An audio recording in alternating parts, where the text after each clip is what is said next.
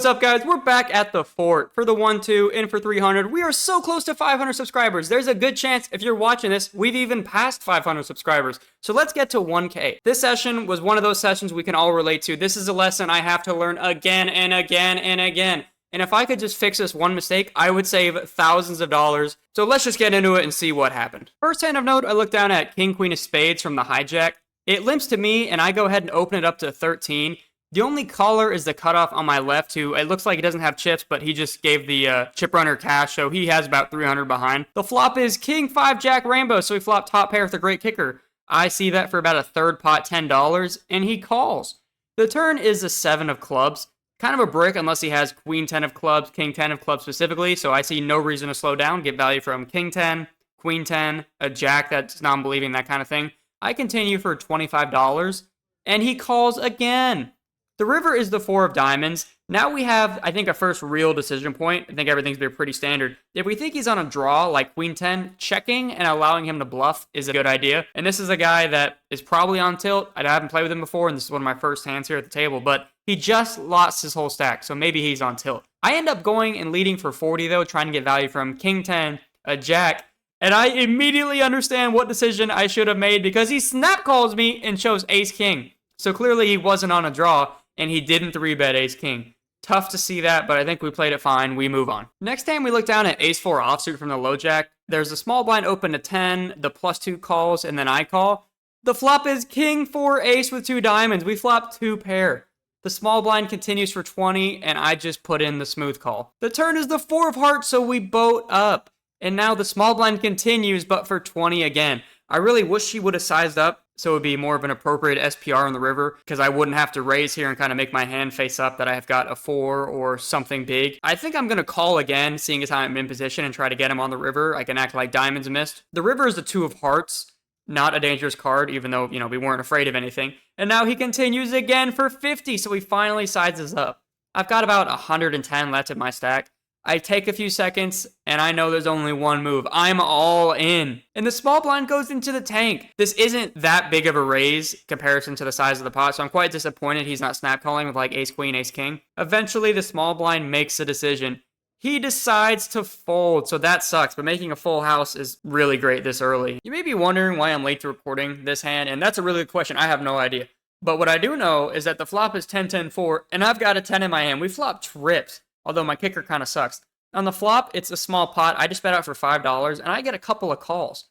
The turn is a jack. For some reason, I decide to check, fearing that someone else has a 10. There's a lot of hands you can float, even on that drive of flop for $5. So this was me being the mayor of Weenie Hut Jr. again. That should have been a bet. The river erases all doubt when it's the 4th 10. We make quads out of nowhere. This time, I bet out for 15, and only the +1 calls. We got him. I show the quads, and of course, they're good. This next hand is one of the more interesting hands I've played in a long time. I am in the cutoff with Ace-Jack, and I open up to $15. We get multiple callers to a flop of 4-4 Jack, so we flop top pair, top kicker. I see bet for 30, and only the small blind calls. The turn is another 4, so we fill up. He checks to me. This is a spot where I think we're either way ahead, way behind, or we're chopping. So there's no in-between except for all the in-between that was right there. So I'm just going to check behind. We're trying to see what happens on the river. The river's a blank, it's just a 3, and now he leads into me for 20. This is obviously a spot where I know it's very hard to have quads, and I'm not super scared that he has quads, but he's got 200 behind, and if I raise to like 80, we're getting called by a jack immediately, so there's no really point. I think the only thing we can do is all in or call, because if he doesn't have a jack, he's going to fold. Maybe I should go smaller to target something like pocket 8s, pocket 9s, but that still is getting pretty thin. Is he really leading into me there with pocket 8s, pocket 9s? If he's got a jack, I need a jam to get him off it. But he could just have a 4. So I chicken out, and I end up just calling the 20, and he shows a bluff, Ace Queen. This is a spot where if he had a smaller stack, it's just a slam dunk jam trying to get him off a potential chop. But with how deep he was, I really didn't want to jam. I don't know. You guys can let me know what you think. So far, this vlog has been rated PG, but it's about to get rated R for ridiculous. I'm in the hijack with pocket 4s. If you guys watch my vlogs, you know what I'm doing. I kind of want to raise small with small pocket pairs in late position to incentivize people that hit pairs to continue in a bigger pot if I hit a set. There's one caller, and then it gets to my buddy Larry, who was in my vlog where I made that ridiculous Euro call at the fort a few vlogs back. He was the guy that was sitting next to me who wasn't hyping me up when I wanted it. He 3-bets to 45, and this just pissed me off. He's one of those GTO guys. It's like, you gotta mix in the bluffs with ace-5 suited, blah, blah, blah, all that crap. I understand sizing up. I size up too when I 3-bet, but one caller in the middle, 7 to 45, just feels a bit much. I know he's out of position, but it was a bit much. So I'm definitely not folding. That just really ticked me off. So I end up calling for 45, and the other guy folds. The flop is Queen 5 Jack, so not the board we were looking for. We don't hit a set, but interestingly enough, he checks to me. This doesn't mean we're ahead. He could have aces and want a pot control, or he knows that I can go absolutely bananas. He's seen it many a times, but maybe he's trapping me. We could be ahead, and if we're not ahead, let's just see where we're at. I'm going to check behind.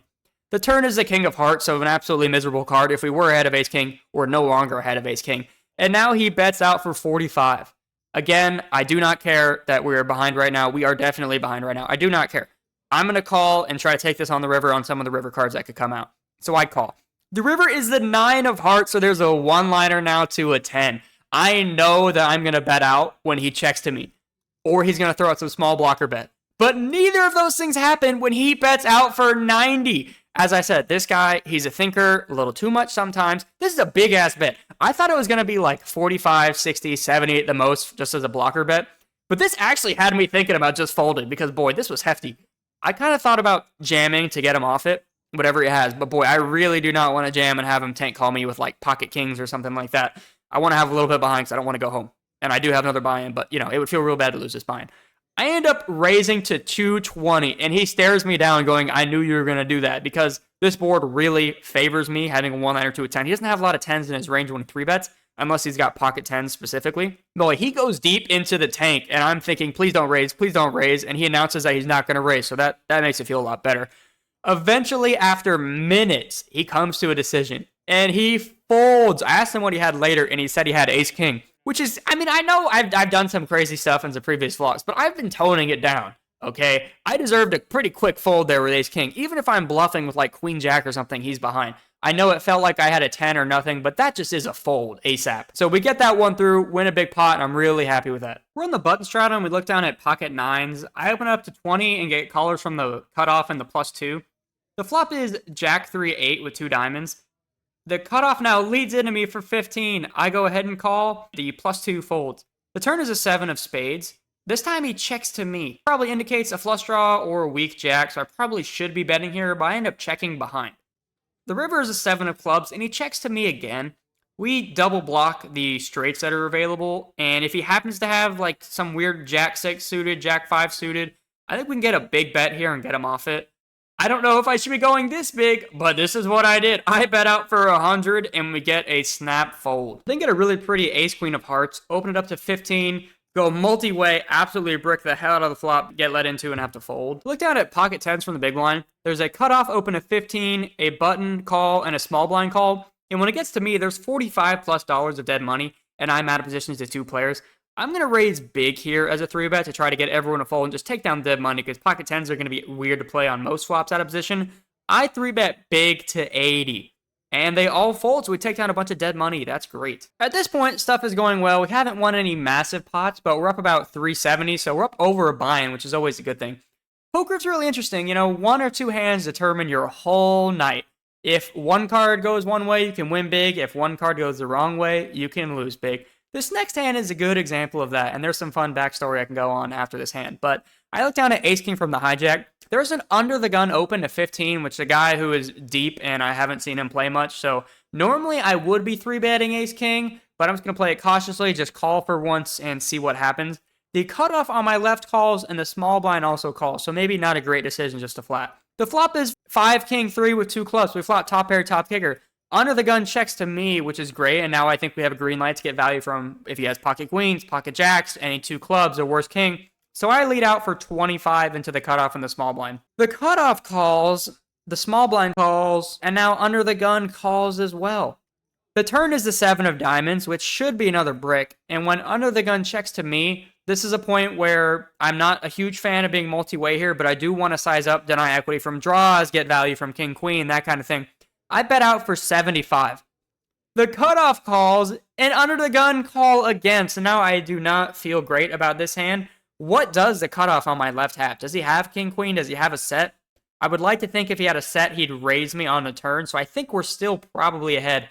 Under the gun might just have king, queen of clubs. or queen jack of clubs. I really don't think he'd be hanging on with queens or jacks. And if he had ace king, he should be betting himself. So I don't think he's got aces. I think he's probably just got two big clubs. The river is a 9 of diamonds, which theory should be a pretty safe card. There's no real straight out there, only a backdoor flush. Not a lot of two pairs. Under the gun checks to me, and this is something I really want y'all's thoughts on. Lately, I've had a lot of situations like this where I'm thinking to myself, look, I think under the gun, we're ahead of him, right? If he jammed, obviously, that would be really uncomfortable. He's deep with me. But the guy on my left has like 150-ish behind. If he jams, am I folding? I think the answer is no, right? I know he could have sets, that kind of thing, but this is a pretty dry board. So with that thought process in mind that I've been using a lot lately, because if he bets, I'm going to call anyways. I bet for 130. And the guy on my left says all in, and it's about the same amount. Under the gun folds, and I immediately ask him, I know I'm beat. I go, do you have a set? And he flips over king 6 of diamonds. So he went runner, runner, flush. That's honestly super frustrating. I lost about 300 plus in that hand. If, a lot of the time we're going to be up a lot after that hand when he calls with that. So he really, maybe he makes a good call on the flop, fine, picks up a diamond draw. Can he fold? Probably not. Under the gun gives him great odds, but I don't know, guys. Should I be jamming that river? I mean, I'm calling a bet anyways, right? If that guy jams for 130, 150, am I supposed to fold? I don't think so. I would love y'all's thoughts on this. This was a really weird one, and this honestly kind of sent me on crazy tilt, which it really shouldn't, right? I mean, one hand, we're still, close to even or up on the day, so it's not a huge loss. I don't know why that ticked me off so much. Partly because right before the hand started, as you guys have seen in this session, although there's been a few crazy hands a lot of my doing, it hasn't been absolutely nuts. So I actually asked to switch tables, but it was a new table, and they said, oh, if you go to that new table, you're going to have to chip down. And that's not something I do. I don't want to be chipping down on people. This hand almost didn't have to happen. It actually sent me on tilt, I'm not going to lie. So let's see what happens in the next few hands. After that ace-king hand, a little steamed up. Not too bad, but a little steamed up because that was going to be a big pot we were going to win. I digress. I didn't mention, but in that pocket fours hand, I showed the bluff, so that is just something to note for this hand. I've got king jack of spades in the +1. I open it up and get multiple callers, the button included. The flop is ace queen jack with 2 hearts, so not the best flop for king jack of spades, but we have a gutter to the nuts, a pair, and a backdoor spade draw, so not the worst thing. But I don't think I want to bet multi-way. I check, and the button bets out for 17. Again, we've got a gutter to the nuts, a pair, and a backdoor spade draw. I don't think we can fold yet, although we're probably behind, so I call. The turn is a 3 of hearts. It checks the button again, and now he bets out for 20. I think I've got more hearts in my range than him. I don't think he's leading out multi-way. The flush draw, he might just take his equity there. So I am going to raise, and I raise to 100, trying to get him off a pair and a straight draw, an ace, ace-jack, something like that, which might be a bit aggressive. This guy is going to feature in another vlog in the future where he also calls very light, so this guy is someone I probably shouldn't be bluffing, but I'm going to on this occasion. He stares me down and then raises to a little over 200. I get 3-bet shoved on. And I'm not happy. We might be drawing dead if he's got a flush. We do have a gutter to a 10, but this just can't be a call. So eventually, I have to fold, and he shows 10-8 offsuit for a stone cold bluff. Wow, what a great bluff from him, but I'm not going to lie. After he showed that, the wheels are all the way off.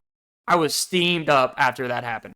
Good bluff by him, though. Before we get into this last hand, I just want to talk about where I'm at in the session. Clearly, as I said, monkey tilt is fully engaged. After that guy showed me the 3-bet bluff on the turn, I kind of lost it. So now you can guess why this is going to be the last hand coming up. This is what I was talking about at the beginning of the video. There's 2 things at 1-2 if you can avoid doing, you're just going to print money. Bluffing at a high frequency, because in my opinion, you can tell me you disagree, but I firmly believe the biggest mistake people do at 1-2 in the general player population is they overcall, not overfold. If you can stop bluffing and not monkey tilt like I'm doing here, you're just going to print money.